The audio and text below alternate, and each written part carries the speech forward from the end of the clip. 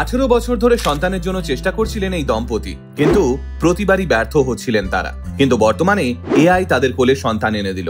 18 বছর পর অবশেষে হাসি ফুটল দম্পতির মুখে। অবাক লাগছে তাই তো? অবাক লাগলেও এটাই সত্যি।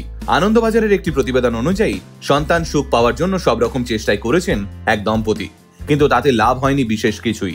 আসলে চিকিৎসকেরা স্পষ্ট জানিয়ে দিয়েছিলেন দম্পতির দুজনেরই বন্ধ্যাত্ব রয়েছে এবং পুরুষ সঙ্গীর শরীরে শুক্রাণুর সংখ্যা এতটাই কম যে তারা যদি আইভিএফ এর পথেও হাঁটেন তাহলেও তাদের সাকসেস রেট 0। কারণ পুরুষ সঙ্গীটির অ্যাজোস্পার্মিয়া রয়েছে। অ্যাজোস্পার্মিয়া থাকলে শুক্রাণুর উৎপাদনের হার এবং গুণগত মান দুটোই একেবারে কমে যায়। খুব স্বাভাবিকভাবে নিরাশ হয়েছিলেন তারা। সবশেষে তারা কৃত্রিম বুদ্ধিমত্তা অর্থাৎ এআই চিকিৎসা ব্যবস্থায় ভরসা রাখেন। কলম্বিয়া ইউনিভার্সিটির বিজ্ঞানীরা ইতিমধ্যেই এক নতুন প্রযুক্তি তৈরি করেছেন যার নাম স্টার। এই স্টার পদ্ধতিতে পুরুষ দেহে কোটি কোটি শুক্রাণুর মাঝ থেকে সবচেয়ে বেস্ট শুক্রাণুটি খুঁজে বের করা হয়, যা সাধারণ স্বাস্থ্য পরীক্ষার মাধ্যমে সম্ভব নয়।